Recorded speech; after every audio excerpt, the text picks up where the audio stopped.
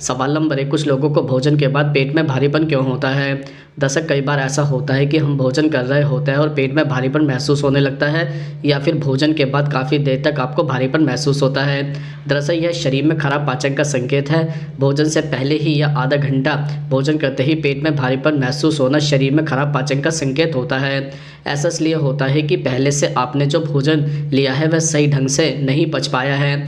अगर आपको भी लगातार यह समस्या हो रही है तो समझ जाना चाहिए कि आपके शरीर में खाना सही ढंग से नहीं पच रहा है। सवाल नंबर 2, कैसे पता चलता है कि खाना पच रहा है या फिर सड़ रहा है? दरअसल खाना पचाना बहुत आसान चीज़ नहीं है। यह एक लंबा प्रोसेस है और लगातार चलने वाले इस प्रोसेस में अपच की समस्या बनी रहती है। ऐसे में जब यह खाना नहीं पचता है तो पेट में सड़ने लगता है। अगर आपको खाना सही ढंग से पचता नहीं है तो पेट के कई रोगों जैसे कब्ज, एसिडिटी, आंतों में सूजन, संक्रमण बीमारियों का खतरा अधिक रहता है और शरीर में कुछ लक्षण नज़र आने लगते हैं। जैसे नंबर 1, जब खाना सही से नहीं पचता है तो आंतों की दीवारों से चिपक जाता है। यह अपच वाले पदार्थ आंतों में पलाई पर चिपक जाते हैं और सोखकर खून से होते हुए बॉडी तक पहुंचते हैं। ऐसे में सबसे पहले शरीर में भूखने लगने के लक्षण नजर आते हैं। अपच वाला खाना सड़ने लगता है, पेट में कीड़े हो जाते हैं और भूख नहीं लगती है।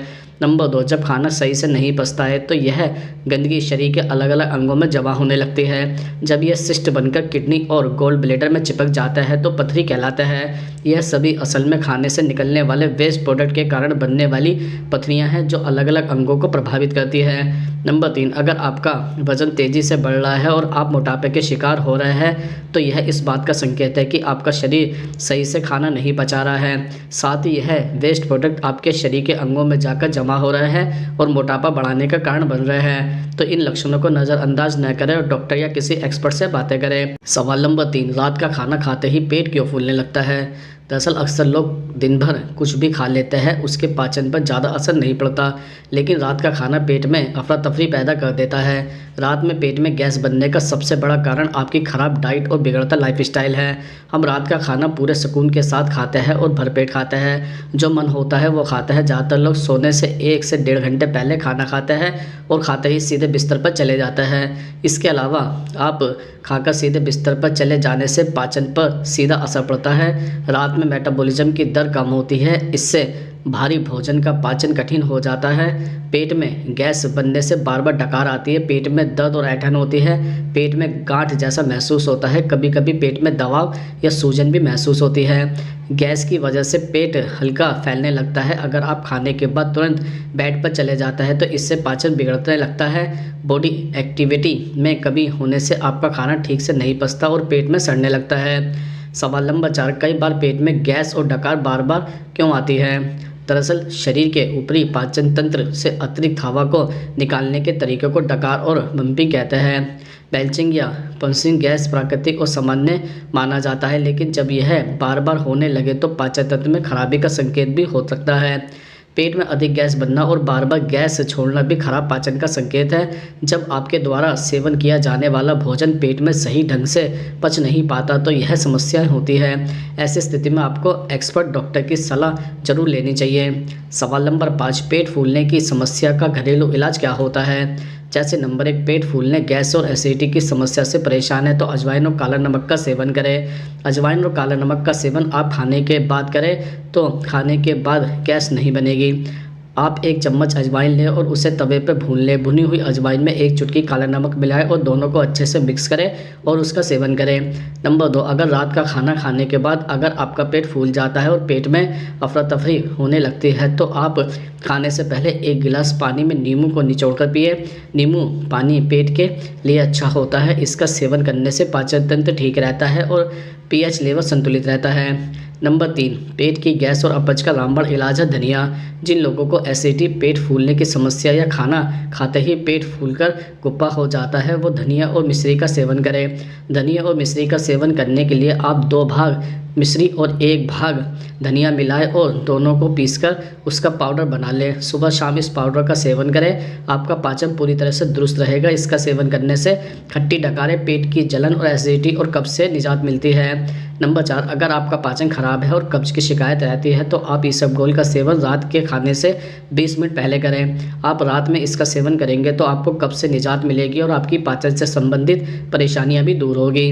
सवाल नंबर 6, पेट की आंतों में खाना सड़ाने वाले भोजन कौन से होते हैं? दरअसल हमारी आंतों में असंख्य बैक्टीरिया रहते हैं। यह बैक्टीरिया भोजन को पचाने में मदद करता है, लेकिन जब इन बैक्टीरिया की कमी हो जाती है तब हानिकारक बैक्टीरिया का पेट में बसेरा होने लगता है। कुछ फूड ऐसे होते हैं जो पेट में गुड बैक्टीरिया को मारकर हानिकारक बैक्टीरिया को पनपने का मौका देते हैं। जैसे नंबर 1, मीट, डेयरी और अंडा एनिमल प्रोटीन है। यह हेल्थ के लिए फ़ायदेमंद है, लेकिन इनका ज़्यादा सेवन करना खतरनाक हो सकता है।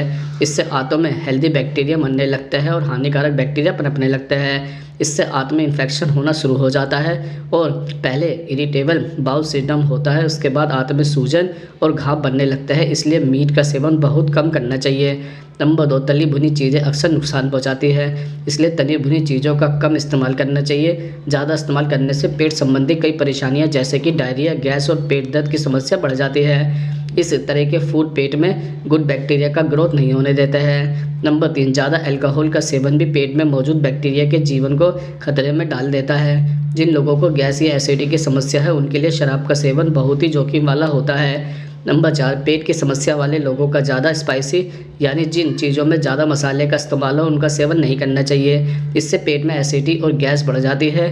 पेट दर्द होने के बावजूद भी अगर इन चीज़ों से परहेज नहीं किया जाए तो पेट की बीमारी क्रोनिक बन जाती है। सवाल नंबर 7, कभी कभी पेट के ऊपरी हिस्से में जलन क्यों होती है? दरअसल जब आपका पाचन तंत्र कमज़ोर होता है या सही ढंग से खाना नहीं पचता है तो आपके पेट के ऊपरी हिस्से में जलन की समस्या जरूर होगी। आपकी छाती और नाभि के बीच के हिस्सों में जलन और बेचैनी भी शरीर में खराब पाचन तंत्र का संकेत होती है। पेट में जलन का सबसे प्रमुख कारण एसिड का निर्माण और भोजन को पचाने वाले एंजाइम का सही ढंग से न बनना होता है। अगर आपको भी लगातार यह समस्या हो रही है तो समझ जाना चाहिए कि आपके पेट में खाना सही ढंग से पच नहीं पा रहा है। सवाल नंबर 8, भूख न लगने का प्रमुख कारण क्या हो सकता है? दरअसल अपच या बदहजमी के कारण आपको भूख न लगने की समस्या हो सकती है। जब आपके शरीर में भोजन सही ढंग से नहीं पच पाता है तो आपको भूख के पैटर्न में बदलाव हो सकता है। मान लीजिए आप दिन में 3 बार भोजन करते हैं, लेकिन जब आपके पेट में पहली बार खाया हुआ भोजन सही ढंग से नहीं पचेगा तो आपको अगली बार खाने की इच्छा नहीं होगी। दरअसल यह शरीर में खराब पाचन का संकेत होता है। भूख कम लगना या भूख के पैटर्न में बदलाव होने पर आपको चिकित्सक से संपर्क करना चाहिए। सवाल नंबर 9, खाना पेट के अंदर पचने में कितना समय लेता है? दरअसल खाना सबसे पहले मुंह में जाता है और पेट में जाकर टुकड़े होने लगता है। पेट में होने वाले केमिकल से खाना टूटने लगता है। यह खाना फेरिक्स से गुजरता है, खाने में चिकनाई हो जाती है और फिर एसोफेगस के रास्ते पेट में चला जाता है और पेट में असली काम शुरू हो जाता है। इसके बाद खाना आपके पेट से आपकी छोटी आंत तक जाने में लगभग 2 से 4 घंटे लगाता है। यह पूरा प्रोसेस के पीछे कई कारण हो सकते हैं, जैसे आप क्या खा रहे हैं, कितना खा रहे हैं, आपका हार्मोन लेवल और आप आदमी है या पुरुष। महिला पुरुषों की तुलना में भोजन को अधिक धीरे धीरे पचाती है। इसके बाद आपके पेट का ऊपरी हिस्सा आपके द्वारा खाए गए भोजन को समायोजित करने के लिए आराम करता है। यही कारण है कि भोजन के बाद आपका पेट थोड़ा फूला हुआ दिख सकता है। आपका पेट आपके खाने को तोड़ने के लिए मिक्सर की तरह काम करता है। साथ साथ पेट के एसिड और एंजाइम भी इसमें सहायता करते हैं। पाइलोरिक स्पेक्टर खाने की थोड़ी थोड़ी मात्रा को धीरे धीरे आपके पेट से निकालकर आपकी छोटी आंत में पहुंचा देता है। इसके बाद पेट से निकलने के बाद खाना आंत में चला जाता है। खाना सबसे पहले छोटी आंत में जाता है जहां वह 2 से 6 घंटे तक रहता है। इसके बाद वह बड़ी आंत में चला जाता है जहां वह पचने के बाद मल के रूप में बदल जाता है।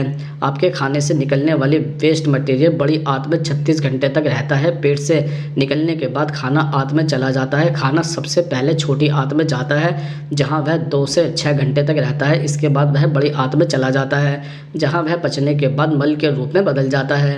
आपके खाने से निकलने वाली वेस्ट मटेरियल बड़ी आंत में 36 घंटे तक रहता है। कुल मिलाकर रिजल्ट यह है कि पूरा प्रोसेस कंप्लीट करने में खाने को 2 से 5 दिन लग जाते हैं। सवाल नंबर 10, उल्टी और मितली आने के क्या क्या कारण होते हैं? दरअसल आपको उल्टी और मितली की समस्या कई कारणों से हो सकती है, लेकिन जब बार बार मितली या जी मचलाने की समस्या हो या उल्टी हो तो यह भी शरीर में खराब पाचन का संकेत हो सकता है। जब आपके द्वारा खाया जाने वाला भोजन सही ढंग से नहीं पचता तो आपको उल्टी या मितली की समस्या हो सकती है। बदहजमी या अपच की वजह से आपको लगातार यह समस्या हो सकती है। ऐसे में इन लक्षणों को नज़रअंदाज नहीं करना चाहिए।